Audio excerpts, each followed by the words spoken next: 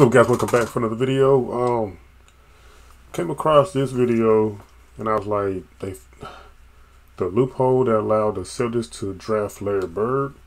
I'm like what kind of loophole is this? Like, they might be thinking about the clause that Michael Jordan had on his contract, but this might be something totally different. So I don't know what the deal was about that. I never heard of this, and I never seen the video. So we're gonna get right into it, but make sure y'all subscribe if y'all new, hit the like button, all the good stuff, and let's get it. Before this video starts, if you enjoy this video, there are many more like it on the channel already, with many more to come in the future, so subscribe. I'm trying to hit 100k subscribers by the end of the year, so if you're new here, just click the damn sub button. Also, please drop a like. It really helps the channel out a lot, more than you may know. And one Shout more out to Rusty thing, Buckets. there is a new episode of the Hoopscast out now. Me and Mojo, as well as a guest, did some NBA Would You Rathers, as well as talked about what we've been doing in life without the NBA. Spoiler alert, it's depressing. So go check that out. The new episode should be on Spotify, and the rest of the older episodes will be on Spotify soon, so go check us out on there as well.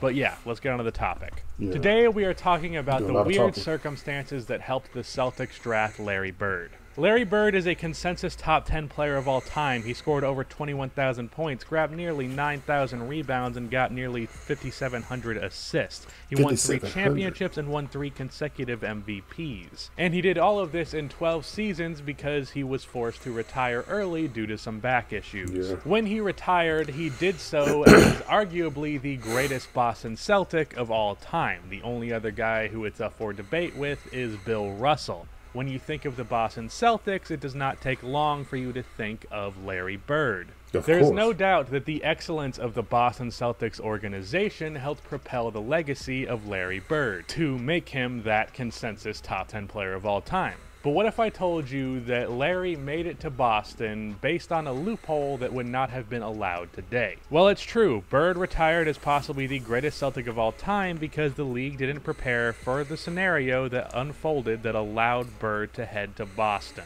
Without this loophole, Bird could have very easily ended up on a different team from the Celtics, changing his legacy, the history of the Boston Celtics, and the history of the NBA as we know it. Hey, Rusty Buckets. Oh, the intro dope. Hoopcast. I'll check them out.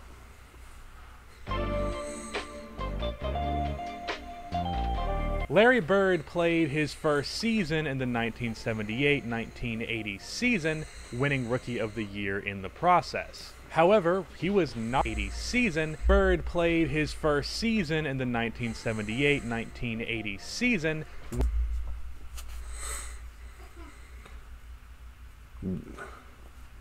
Did his season go from 1978 to 1979? Not 1978 to 1980? I don't know.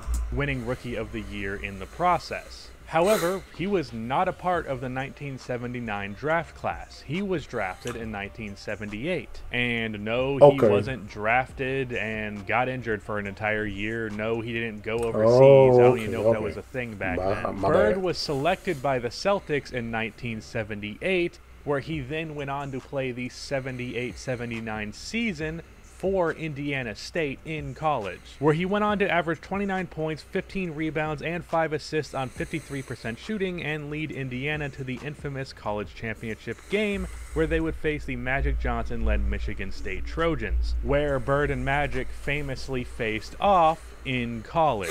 When they did this, Magic was the consensus #1 prospect going into that draft, and Larry Bird already had a place on an NBA team. The reason Bird ended up playing in college after being drafted was the lack of rules around the NBA draft at the time that were later corrected because of this. Bird had declared for the 1978 draft, where the Celtics would obviously draft Larry. However, rookie contracts at the time were negotiable. Because of this, Bird and his agent took issue with Red Auerbach, who for some reason declared that he would not pay Bird more than any other player on the current Celtics roster.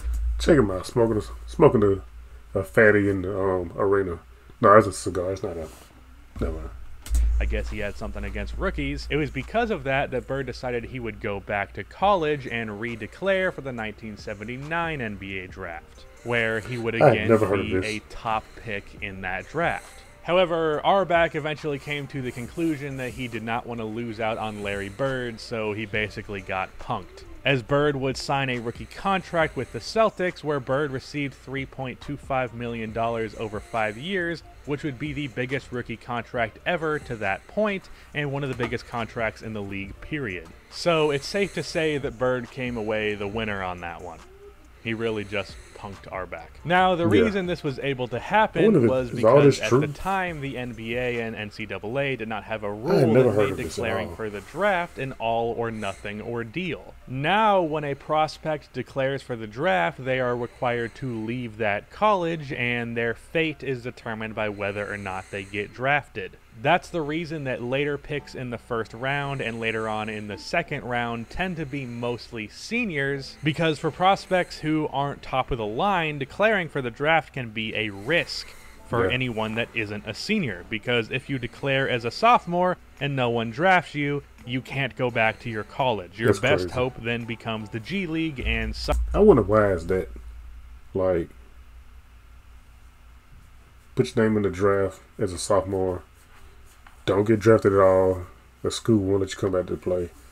I don't know. Summer League. The NBA, after this happened, made a new rule called the Bird Collegiate Rule that meant all prospects who declared for the draft were required to renounce their college eligibility, and later added a rule where rookie contracts were based on where that player was drafted, getting rid of a lot of the negotiation ability. There's still some wiggle room, but for the most part, rookies either get the contract they're offered or they get nothing. Now, the question here really is, why does this matter? Well, for one, there was a genuine possibility that Bird does not end up on the Celtics because of this, and they just wasted a draft pick. Both of these rules not being in place contributed to this weird circumstance, but if Bird wanted to, and more importantly, if Red Auerbach didn't come to his senses and gave Bird what he wanted, Bird could have just declared for the 1979 draft and the Celtics would have lost the rights to him. And with Bird statistically improving in his third season in college, he likely would have been the next pick right after Magic Johnson, which belonged to the Chicago Bulls. Had the Bulls decided not to draft him, that would have meant he would have gone to the New York Knicks. But in the event that he goes to Chicago, this of course means... Imagine if the Bulls did draft Larry Bird. There's some years after that when time for them to draft Jordan, who would have drafted Jordan too, but I don't know. It probably still would have worked out that way. Probably, I don't know. The Bulls never draft Michael Jordan, or if he goes to New York, it means the Knicks never draft Patrick Ewing. Because the Bulls with Bird wouldn't have been bad enough to get the third pick in '84 to draft MJ, and the Knicks wouldn't have been bad enough to get Patrick Ewing. Which means, assuming this doesn't cause too much of a ripple effect, Jordan probably ends up in Dallas, Philadelphia, or Washington, which would affect where Charles Barkley goes. He could still end up in Philly, but maybe now it's Dallas or Washington. This might seem like a small thing initially at face value, but when you really dive into the depths of it, this really could have changed everything. Another aspect of this is that Bird essentially became the first draft and stash in NBA history. However, instead of stashing him overseas, which is something the NBA still allows, he was stashed in college. Which obviously meant that Bird was not on the 78-79 Celtics, which matters because that team only won 29 games. They didn't have their pick that year. It actually belonged to the Knicks and ended up going number 3, with that pick being used to draft Bill Cartwright. Boston traded that pick in one of the most underrated horrible trades in NBA history, where they moved that pick for Bob McAdoo, who played 20 games for the Celtics, along with 2 other firsts, 3 first-rounders for 20 games. Quite a trash move, but if they didn't make that move and kept that pick, they could have had a top center of the era because they were able to pull off this loophole. A guy who averaged 18 and 8 on 55% shooting in his prime. Unfortunately, they did trade that pick, but they could have very easily benefited from this. And then finally, there is the very obvious one, which is that we missed out on a year of Larry Bird in the NBA because of this. I know that college basketball fans are glad to have the history of Magic and Bird facing off in the NCAA championship game, but I don't care that much about that. Granted, that interesting chapter of the Bird and Magic rivalry would be cut out, and maybe it weakens their rivalry, but Bird made the 79-80 Celtics instantly better. They went from 29 wins to 61. Assuming he had a very similar impact to what he did in his original rookie year, that throws another team into contention in the 79 playoffs.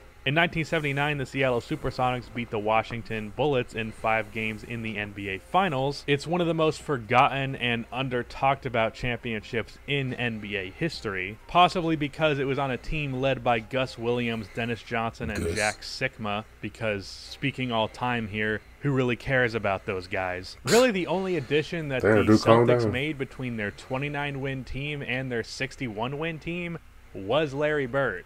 They still had Cedric Maxwell, Dave Cowens, and Tiny Archibald, so they could have very easily been in the run for the championship in 1979. They could have possibly won that championship, or at least had some impact on the result of those playoffs. So Bird ended up in Boston based off a loophole, and if this did not happen, it could have completely reshaped NBA history. Real quick before this video ends, I wanted to quickly mention that I'm going to attempt to try and stream on either Saturday or Sunday, probably Sunday. First, I'm going to start with a test stream where I just play a couple games with the LeBron. Okay. I had never heard of this at all. So I wonder how true this is. So I might do some research myself and see how true this is, but yeah. Let me know what y'all think about it. You older guys, gals, if y'all knew anything about this, please comment down below and let me know if this is true or not. Not saying it's not, but I'm just saying it's crazy. It's a crazy loophole, crazy story. Period. If y'all know anything about this, comment down below. Let me know the details of this, and yeah, we'll figure this out. But thanks for watching. Subscribe if you're new. Hit the like button, all the good stuff. And stay smooth, stay blessed. I'm out.